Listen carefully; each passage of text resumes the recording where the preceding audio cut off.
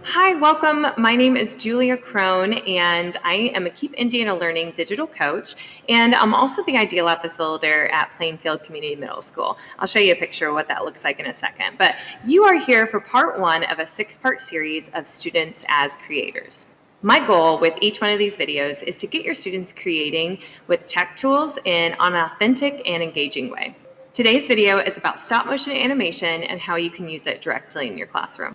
So this is the space I manage. When I said I was the Ideal Lab facilitator, this is what it looks like. It's a pretty cool. I love coming to my job every day, but I have a lot of experience with stop motion animation. And that's, as I said, in this session, I'm going to show you the best app to use, how to use it, and then just different ways to get your students to show off their creative skills. So what is stop motion animation? Stop motion animation is a technique in which the camera is repeatedly stopped and then started again, frame by frame, in order to give inanimate objects the impression of movement. This is really cool. Students love being able to use it to be able to move something across the scene by just taking pictures and putting them together to create a movie, essentially. Some of the ways that I have used stop motion animation in the Ideal Lab is through math tutorials, where we have students working through a problem, taking hundreds of pictures sometimes, and so they're able to kind of show the math problems step by step, and then you can even voice over as well too, and they can share these videos with one another. So I've had students create math tutorials before, solving a word problem, again, another math one, representing a personal narrative. Now this is kind of funny, where students can print out characters or they can draw them on dry erase, and they can have a whole story that is going on, whether they're walking through the forest, whether it's something that happens in a school scene. And I allow students to print things off and to be able to use them, but then still be able to move them around. And then, as I said, they might still be using dry erase boards as well. So I've used these in English classes. We've also illustrated mitosis before in our science classes, a 7th grade science class.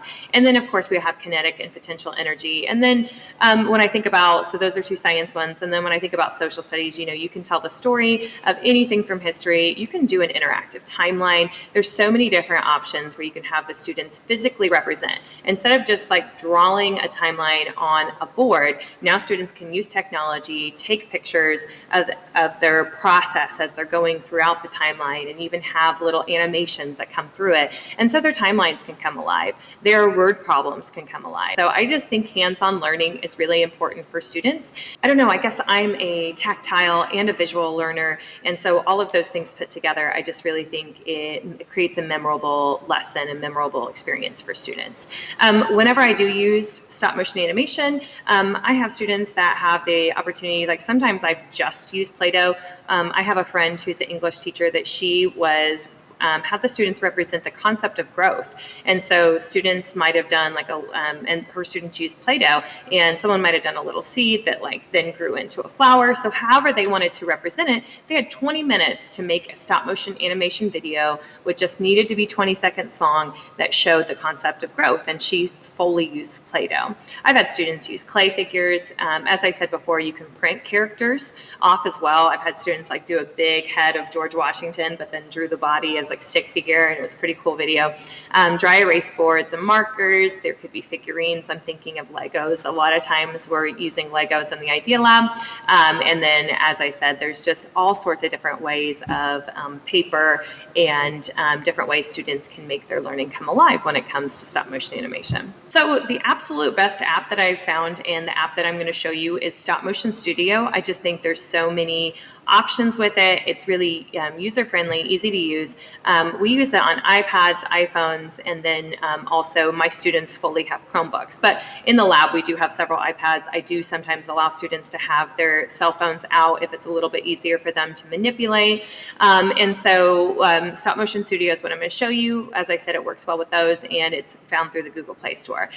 Here in a second, I'm going to show you this picture right here. This is how, when I'm going to show you how I use Stop Motion Studio, this is my setup. So where I'm going to show you with a whiteboard, and I have folded over my Chromebook. I have it setting on a table, so then it also has kind of like that bird's eye view. And so then in a little bit, you're going to be able to see my hand moving and doing numbers. I'm just going to show a simple math tutorial of how to use stop motion animation and to give you different tips that you can use with your students. So first, let me show you where we access stop motion animation. Okay, so to access stop motion animation, I'm actually going to go to the Google Play Store. and then I'm going to type in Stop Motion Studio. And so on the Google Play Store, I'm going to type in Stop Motion Studio. And I actually already have it installed, as you can see, but it's the one that is the blue kind of like camera icon. So right now I'm on a Chromebook, so I'm going to swipe up, and I have Stop Motion Studio right here. So I'm going to open it. So when you have your students open it, if you're on Chromebooks or you're on iPad, it's going to look very similar, and also on the iPhone too. I'm going to go to New Movie to create. And from here, I am going to go ahead and get rid of my face, and I'm going to fold over my Chromebook. I showed you the kind of the situation, the setup I was going to have, and I'm going to show you how to use Stop Motion Studio in your classroom. Okay, so to kind of show you around a little bit, I'm going to show you what some of these things do.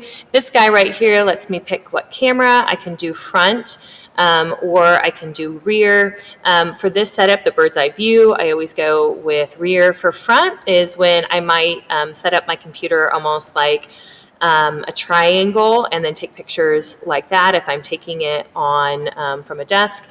Over here, this is where I got the grid view. The reason why you might want a grid view is so then you can remember kind of like where things fall. But remember, one of the big tips I have right here is don't move your computer. You move things that come through the screen, okay? I'm going to now press the settings, and what this guy do is he can speed up or slow down a movie, and you'll kind of get to see. I'll do that once I've created something quickly for you. Right there's the microphone. You can actually have students voice over. So when I said I've done math tutorials before, not only did they write out the problem, but they also talked through it as well too. If I press this button, this is where you can add images. I typically have kind of stayed away from that with middle school and with elementary school. When I've done this, I just have them take their images on here. And then finally, let me take a picture. So this red is taking the picture. So I can take a picture, and then I can select the picture, and I can have a lot of different options of adding, erasing, of deleting, of copying and pasting. And the reason why I have ever used the copy and paste is because if students needed an extra frame, or they needed to move something, they can copy and paste it over. One final thing that I also like that I'm going to use is this timer. What this does is now it'll take a picture every 2 seconds, which is helpful. So instead of me having to boop, boop, boop every time I like move something, then I have to hit it. Okay, so now I'm going to show you a very simple math problem, and I'm going to set the timer to 2 seconds, and you're going to notice I'm going to let it take 2 pictures before I write the next number. So I'm going to go ahead and start.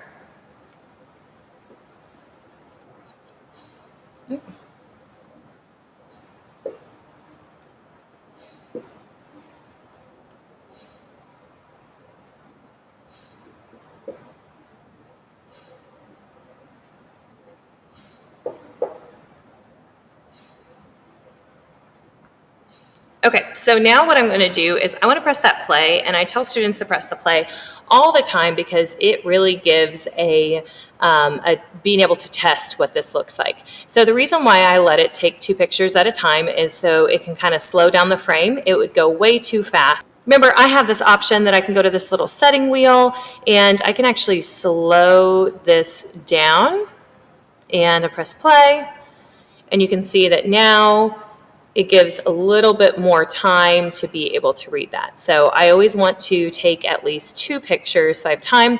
And then let me go ahead and show you how this voiceover works. So what I'm going to do is I'm going to go to right there to that microphone. I'm going to start on my first slide, and I'm going to press record.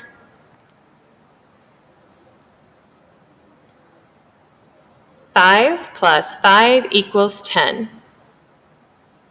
And so if I'm doing a simple math tutorial, I can also press play and see what that looks like. And then once again, you can always have students have fun intros. That's what I like to do, and fun outros. So I'm actually going to turn off the timer for that. So I'm going to press off on my timer. And what I'm going to do is I'm going to have guy come in and eat. So I'm going to stop right there for a second because I'm going to have to erase. erase this so we won't be able to see it here in a minute. And then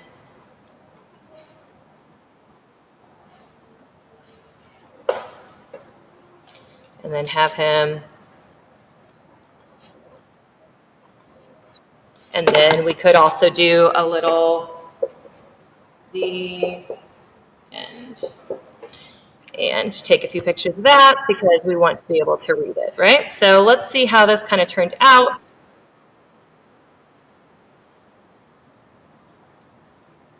And then, of course, we have that fun outro. And we have the end. So when students are done, to this arrow that's down at the bottom, and I'm going to go back. Now what I can do is hit select, and the movie that I created right here is my movie 8. I've got plenty of them. And then what I'm going to do is up at the top left, you can see that there is a link. I'm going to go to export movie. For mine, I am going to save as. If you have an iPad, it'll automatically go into the photos. If you have a iPhone, it will also save there. For me, mine is going to save into my files whenever I'm on the Chromebook. So that's something that sometimes I have to talk to the students about, is that they might have to drag and drop from their files and to get it into their Google Drive. So if I go to recent, if you have a Chromebook for your students, this is where I will be able to find it with my movie 8. And then I simply tell the students to drag and drop over here to Google Drive. Okay, so I went over a few of these tips, but I'm just going to go back over them again. I always tell the students to set up your scene and your computer first before you kind of like even decide what you're going to do. Check out the lighting. You want to move your characters and not your camera. So wherever you set up your camera, you want to set it and then leave it, and then just move the things down on the bottom, as you saw I kind of did with that T-Rex. I had that little setup where I did the bird's eye view. Students can do that off the side of their desks, but once again, remember that they can change their camera angle if they want. It typically takes about 5 pictures for each second of a video. So the video I made was only like 5 seconds long. And so it took about 25 pictures to get that 5-second video. And so you want to take, if you're going to have a 30-second video, it's going to be somewhere between 150 pictures. Remember that I did show you in the settings wheel where they can slow that down, especially when we were doing math tutorials. There were some students who just didn't take enough pictures. Every number you write, you want to take at least 2 pictures. And I always think it's good that every time that, even as I was moving the T-Rex, I should have been boop, boop, take 2 pictures, boop, boop, take 2 pictures. That way that it's not so fast that you blink and the video is done. One other thing, I do always have students do stop motion collaboratively. I don't typically have 5 in a group. Typically I keep it to 2 to 3, but some of the different things, and students can kind of take different roles as well too. There could be a director, someone who is like in charge of like the setup, making sure everybody had what they needed. The scene or object animator, that's the person who's working behind the scenes. So instead I did my stop motion by myself, but it's so much better with a partner where I can be the picture taker, and I need to continually press play as well. I've had students who somehow filmed upside down, and so when they finished, I had a student who did like 300 pictures. And when they pressed play, I was like, this is upside down. Oh my goodness, did you press play ever? And they hadn't, even though I had said press play. So every once in a while now I go up to things and I just press the play on students. I'm like, okay, all right, it's not upside down, we're good. To solve that problem, I did have to like download it to their Google Drive, share it with myself, download it onto my cell phone, and then I flipped the video around because they were out of time and I didn't want them to feel defeated. And so I was like, listen guys, too blessed to be stressed. We'll get this solved. Every tech problem to me is something you can solve. So anyway, you can have narrators. That could be the person who is voicing. There is the cameraman, the one who is hitting that, and then also scriptwriter. I think it's important that before kids start filming, that they know that they're going to do what they're going to do. And as I said, typically I have students do an intro, the actual video, whether that's to show mitosis, whether that's to tell their story, and then there's always some sort of outro. And I tell them I like to see their names as they as filmmakers do. Just a resource there. You can also create stop motion videos with Google Slides. So if you are unable to get the app of stop motion Studio. Infinitely Teaching actually has how you can do stop motion videos in Google Slides. I have not done that myself, so go see her if you're interested in that option. Finally, thank you guys so much for listening. Visit Keep Indiana Learning for more professional learning opportunities. As I said, my name is Julia Crone. I do have my email there, so feel free. I love helping other educators. As I said, this is part 1 of a 6-part series of students as creators. I'm just trying to give you the best tech tools, the things that I use every day inside my makerspace, inside the Idea Lab, to have students create in an authentic and engaging way. So keep learning, Indiana.